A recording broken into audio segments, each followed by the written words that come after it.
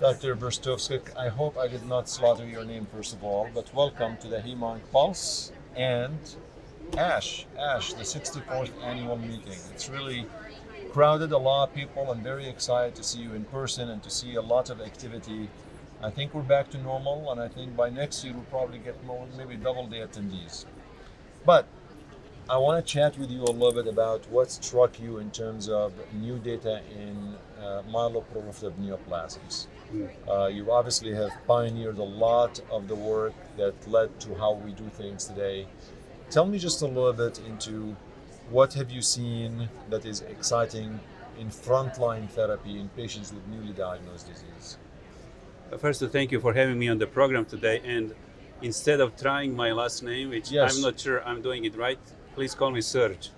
We'll call him Serge. All right. So in the frontline setting, our standard practice has been for more than 10 years use of JAK inhibitor ruxolitinib. And what we experienced at this ASH is an update on the ongoing phase 2 studies of medications called pelabresib and navitoclax. These are medications that are being studied in combination with ruxolitinib in newly diagnosed therapy-naive, JAK inhibitor therapy-naive patients in order to enhance what the JAK inhibitors does. That means more of the spleen control, more of the symptom control, with the potential for disease modifications, because it seems that any of these new medications has ability to change the bone marrow environment, decrease fibrosis, and improve on the multiple other biological parameters.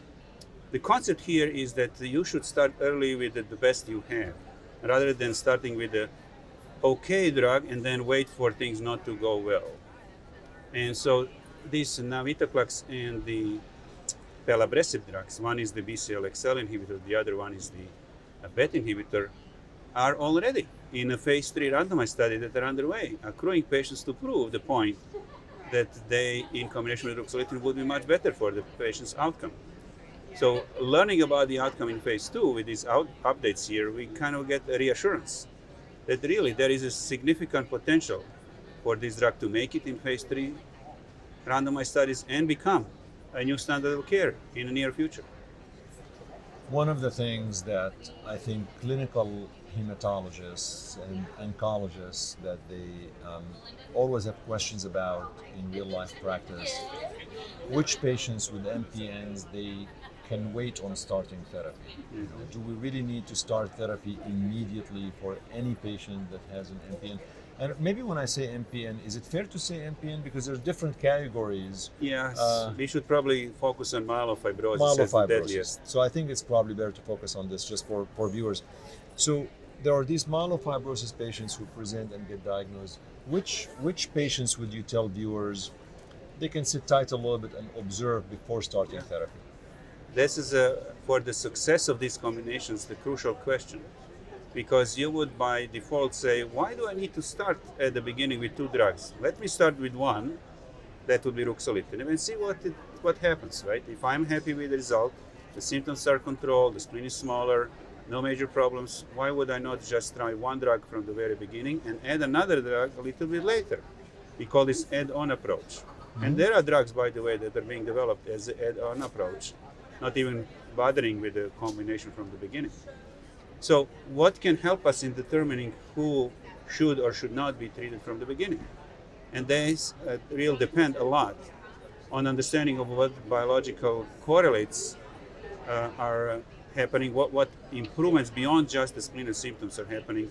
Can we say if you start early, the bone marrow fibrosis goes away, you have a better chance of durable control, so the life is longer? Right? Are there less of a chance then of the genetic progression if you start early? Because you know that the early intervention means the patients are genetically simpler, more likely to respond better than if you wait and start later when there are multiple genetic abnormalities. This kind of approach of looking beyond just the obvious spleen or symptoms or anemia in that case, to define perhaps molecularly or by some other means as subgroups of patients to know what to do in order to optimize their care is crucial for the future, because we have many drugs in approval. We talk only about pelabresib and navitoclax, but you have parsaclisib, you have a selinexor, you have another drugs in the same game, if you want, in trying to enhance what the JAK inhibitors do. And of course, you need to know which combination, if there are multiple, will work in particular patients groups. So in general though, so you get in myelofibrosis patients that present, and you are sure of the diagnosis. Do you have some time to watch and wait for a subset of patients, or is the trend right now to start immediately on therapy regardless of symptoms? You have MPN, but the counts are reasonable. The patient is very minimal symptoms. Is your standard practice outside of trials now, let's start therapy before things are too late kind of thing? Sure. Well, we still want to just focus on people or patients with myelofibrosis that really require therapy. Okay. And the key parameter is the symptoms. And we are trying to implement in every practice use of the questionnaire. We call it MPN 10 questionnaire, which is endorsed by NCCN guidelines to help us objectivize the quality of life and identify patients that are symptomatic. And in that regard, start earlier, right, if they are symptomatic, and by looking at the questionnaire, for example. So it does pay off if you're utilizing it and you start earlier rather than later. But the other side of the coin of your question is quite attractive, actually. Why don't we start thinking about the prevention, right? Intervention in the patients who do not really need the therapy for anemia, for spleen, or for the symptoms. These are common reasons why you start. How about we give them something safe, effective, and simple to prevent the progression, and then you don't need to think about therapy of patients who are very sick because you don't get there, right? So delaying everything by prevention trials. And there is a lot of discussion in the community of MPN doctors. Yeah. Are we ready to jump on the other train of a prevention train? Can we envision any of these new therapies not only to help us manage patients that are sick, but prevent the sickness? Yeah. So how about newer therapies? I think you mentioned a couple, and you mentioned the trials in patients who don't respond to first-line therapy, and now you're starting to worry they're progressing. Are there specific novel therapies that are becoming more attractive to you? Absolutely, there are two. One was recently approved in February of last year, and that was pacritinib, a JAK inhibitor that appears to be able to do many other things. It inhibits IRAK1, which would then lead to more of the anti-inflammatory potential of this drug, and also ACVR1, which is another factor in the iron metabolism of the patients and may contribute to some improvement in anemia that we see with this drug. And it's approved, as you know, for patients with low platelets. So finally, we have an active drug that would control the spleen and symptoms and maybe improve the anemia in patients with a low blood cell count. It was approved in February, and people should learn about it and start using it because that is good therapy for these people with low blood cell count. And then there is a momelotinib. It's a JAK1 and JAK2 inhibitor, so it improves the spleen and symptoms, but it is also ACVR1 inhibitor.